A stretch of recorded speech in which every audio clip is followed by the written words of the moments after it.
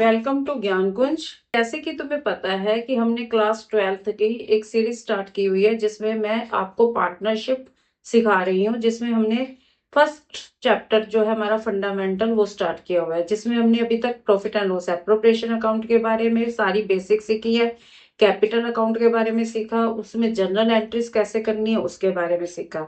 तो आज हमारा जो टॉपिक है वो टॉपिक है हमारा, जो कुछ बेसिक टॉपिक को हम आज लेकर चलेंगे, जिसमें हमारा फर्स्ट टॉपिक आ जाता है कि इंटरेस्ट ऑन लोन। ठीक है, जब हम इंटरेस्ट ऑन लोन की बात करते हैं ना बच्चे, तो इंटरेस्ट ऑन लोन हमारा दो टाइप से हम इसकी ट्रीटमेंट करते हैं। एक तो होता है बाय पार्टनर टू फर्म और दूसरा होता है बाय फर्म टू पार्टनर। ठीक है, जब हम बाय पार्टनर टू फर्म करते हैं तो इसमें पार्टनर ने फर्म को इंटरेस्ट देना है, तो ये जो होता है ये ओन चार्ज एक्सपेंस होता है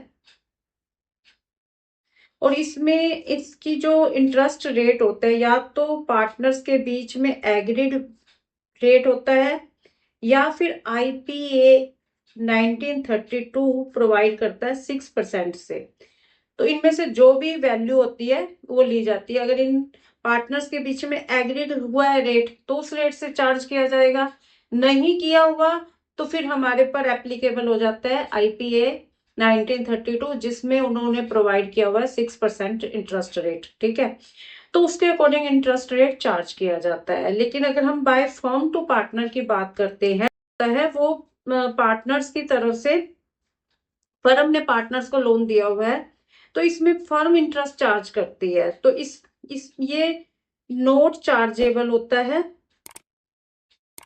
ठीक है, और आईपीए में भी इनके भी इसके लिए कोई भी प्रोविजन नहीं है, प्रोविजन इसके बारे में कोई भी प्रोविजन इसमें नहीं दिया हुआ है।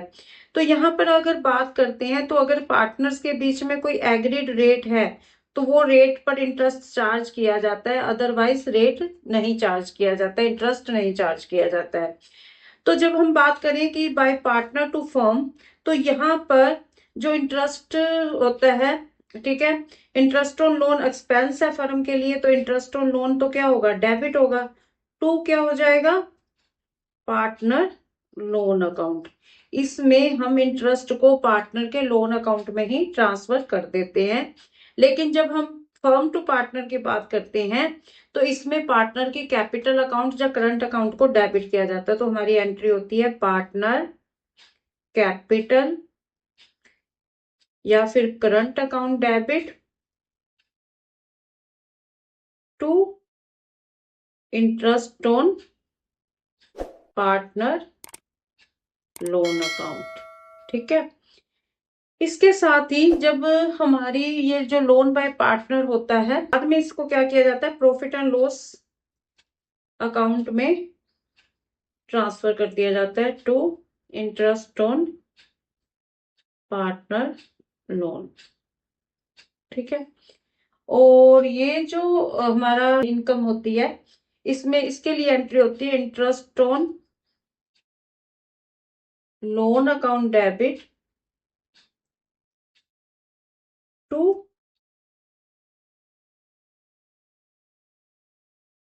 Profit and loss account. ठीक है, तो ये इस तरह इसकी ट्रीटमेंट की जाती है। सिंपल सी बात है, इंटरेस्ट ऑन जो लोन पार्टनर टू फर्म होता है ये फर्म के लिए एक्सपेंस होता है। आईपीए एक्ट इसमें 6% इंटरेस्ट लोन चार्ज करता है और इसको हम पार्टनर के लोन अकाउंट में ही क्रेडिट कर देते हैं। लेकिन जब हम बात करते हैं फर्म टू पार्टनर तो ये फर्म के लिए इनकम होती है और इसके लिए हम पार्टनर के कैपिटल अकाउंट को डेबिट कर देते हैं। ये पार्टनर के कैपिटल अकाउंट में जाता है और वो डायरेक्ट पार्टनर के लोन अकाउंट में ही ट्रांसफर कर दिया जाता है। तो ये एक्सपेंस है तो profit and loss account debit होगा, प्रॉफिट एंड लॉस से इसको चार्ज किया जाएगा। और हमारा फर्म टू पार्टनर है वो फर्म के लिए इनकम है तो उसको प्रॉफिट एंड लॉस अकाउंट को हम इसके लिए क्रेडिट कर देते हैं। ठीक है, इसके बाद जो अगला हमारा टॉपिक है वो टॉपिक है हमारा रेंट। ठीक है, देखो बच्चे, अगर रेंट की बात करें तो रेंट भी हमारा ओन चार्ज एक्सपेंसेस है, ठीक है। तो यहाँ पर भी इसे भी हम कहाँ ट्रांसफर करते हैं, प्रॉफिट एंड लॉस अकाउंट में ट्रांसफर किया जाता है। अब यहाँ पर हमारे पास इसकी ट्रीटमेंट दो तरह से होती है रेंट की। एक तो होता है रेंट पेड और एक होता है पेबल। अगर हमें रेंट पेड की बात की गई है तो हमारी एंट्री होती है रेंट अकाउंट डेबिट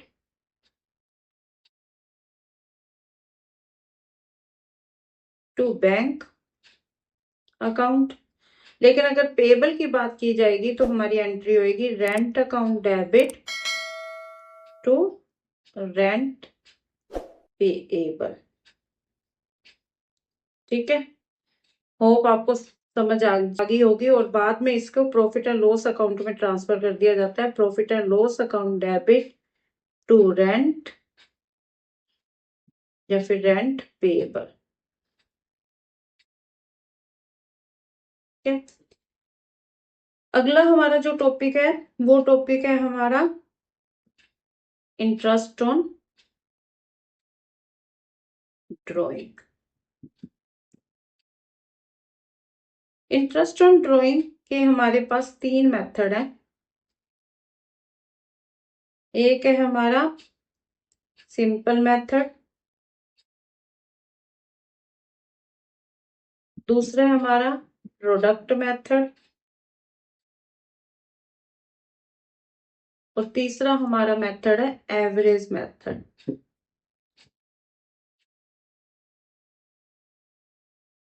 जब हम बात करते हैं सिंपल मेथड की तो सिंपल मेथड में हमारा फॉर्मूला होता है drawing into rate upon 100 into month divided by 12। लेकिन प्रोडक्ट मेथड में हमारा फॉर्मूला होता है product into rate upon 100 into 1/12, ठीक है। अब जो इसमें सिंपल मेथड और प्रोडक्ट मेथड है, इसमें हम इसको एग्जांपल से समझते हैं कि मान लो कि एक पर्सन ए है, पार्टनर ए, जो ड्राइंग कर रहा है, मान लो 1 अप्रैल को 5000 की, फिर उसने ड्राइंग की है 30 जून को 6000 की, फिर उसने ड्राइंग की है 1 सितंबर को 8000 की, फिर उसने ड्राइंग की है 1 फेब को 4000 की। तो हमें उस पर इंटरेस्ट ऑन ड्राइंग निकालना है। तो हम कैसे निकालेंगे, देखो बच्चे, उसने फर्स्ट ड्राइंग की है 5000 की और रेट ऑफ इंटरेस्ट मान लो हमारा है 6% पर एनम। तो हम करेंगे 6/100 इंटू अप्रैल से लेकर हमारे अकाउंट बंद हो रहे हैं 31 मार्च को, तो कितने मंथ हो गए, 12 मंथ, ठीक है। तो रेट ऑफ इंटरेस्ट लग गया 300। फिर उसने ड्राइंग की है 6000 इंटू 6/100 इंटू जून से हमारे 31 मार्च तक कितने मंथ हो गए, 9 मंथ। तो हम 9 मंथ का इंटरेस्ट ऑन ड्राइंग चार्ज करेंगे।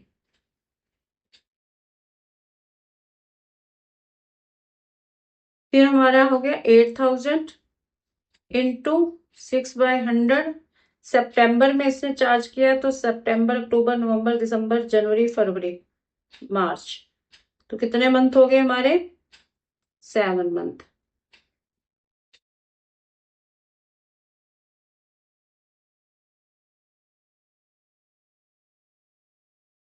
फिर आ गया 4000 इंटू 6/100 इंटू कितने मंथ हो गए, 2 मंथ।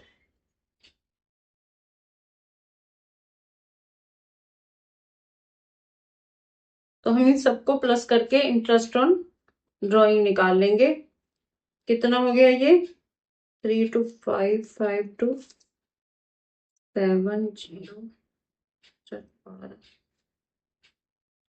690।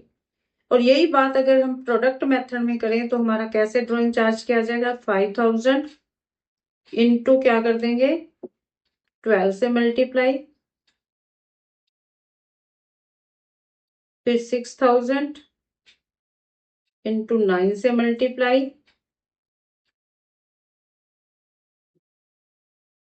फिर 8000 इंटू 7 से मल्टीप्लाई, फिर 4000 इंटू 2 से मल्टीप्लाई। अब हम इस टोटल प्रोडक्ट को ऐड कर लेंगे।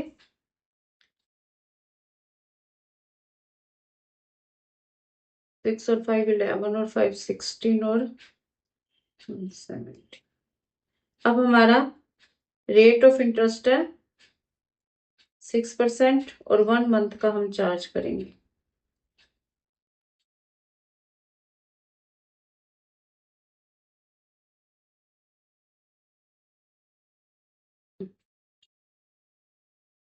ठीक है, 890। यहाँ पर हमारी कैलकुलेशन गलती, यहाँ पर भी 890 आ रहा है और यहाँ पर भी 890 आ रहा है। ठीक है, होप आपको ये समझ आ गया होगा। आगे आ जाता है हमारा एवरेज मेथड। ये इंपॉर्टेंट मेथड है एवरेज मेथड, और ये पेपर में बहुत काम की चीज है, पेपर में बहुत ही आता है। इसमें क्या होता है कि हमारे केस हैं, केस 1 क्या कहता है कि पार्टनर विड्रॉ कर रहा है सेम अमाउंट और सेम डेट, तब हम कैलकुलेशन इंटरेस्ट ऑन आईओडी को कैसे चार्ज करेंगे, इसके लिए कैसे चार्ज किया जाता है। सबसे पहले हम एक क्वेश्चन बनाते हैं कि मान लो एक पर्सन ए है, उसने 5000 पर मंथ चार्ज किया है और स्टार्टिंग ऑफ एवरी मंथ किया है।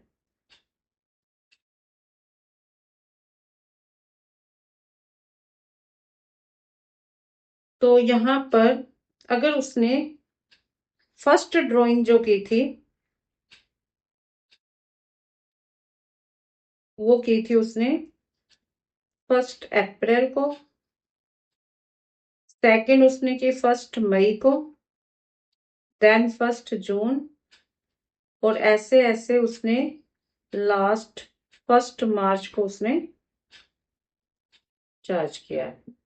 तो 1 अप्रैल को जो उसने ड्राइंग की तो 31 मार्च तक मंथ हो जाते हैं 12 मंथ, और लास्ट जो उसने ड्राइंग की है तो 31 मार्च तक मंथ हो जाता है 1 मंथ।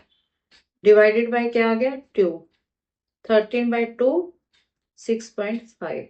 ठीक है, तो अगर हम क्वेश्चन है हमारा 5000 पर month into 12, 60,000 into 60,000 into rate of interest let 6%, और टाइम पीरियड हो गया हमारे पास 6.5। तो हमारा इंटरेस्ट आ जाएगा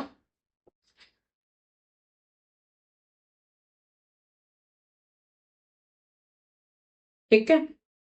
यही केस अगर हमारा हो end of every month, end of every month, तो डेट टाइम फर्स्ट ड्राइंग उसने की 30 अप्रैल, और लास्ट ड्राइंग उसके बाद अगली ड्राइंग 31 मई, फिर 30 जून, फिर 31 जुलाई, और सेम ऐसे लास्ट डेट 31 मार्च। तो फर्स्ट ड्राइंग के बाद 31 मार्च 31 मार्च तक कितने मंथ हुए, 11 मंथ, और लास्ट ड्राइंग में उसके मंथ हुए 0 month, divided by 2, 11/2 means 5.5 month. ठीक है, सेम ऐसे ही अगर हमारे पास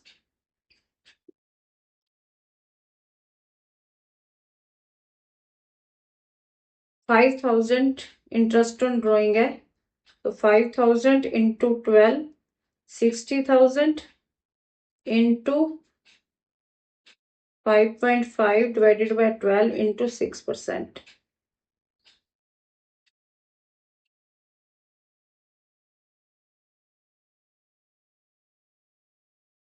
ठीक है, तो ये आ गया हमारा 1650। नेक्स्ट आ जाता है हमारा मिडल ऑफ एवरी मंथ।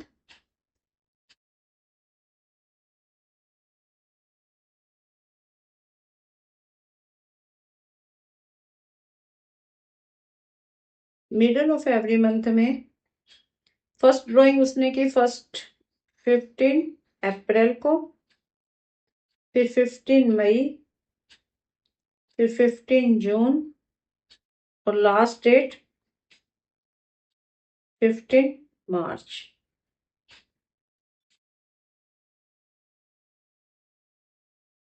15 अप्रैल से 15 मार्च तक मंथ रहे 10.5 मंथ, और 15 मार्च से 31 मार्च 0.5 मंथ डिवाइडेड बाय 2, सॉरी 11.5, तो कितना हो गया 12/2 6। तो 6 मंथ का इंटरेस्ट चार्ज किया जाएगा। सेम वैसे लेट 5,000 वो विड्रॉ कर रहा है तो 60,000 हो गए। 60,000 इंटू 6/100 इंटू 6 मंथ 1800। ठीक है, तो ये इस तरह इंटरेस्ट चार्ज किया जाता है। ऐसे बच्चे इसके केस बनते हैं क्वार्टरली, 6 मंथ। ठीक है, तो इसके लिए मैं आपको एक टेबल तैयार करवा दूंगी, ठीक है, जिससे आप उसको सोल्व कर पाओगे।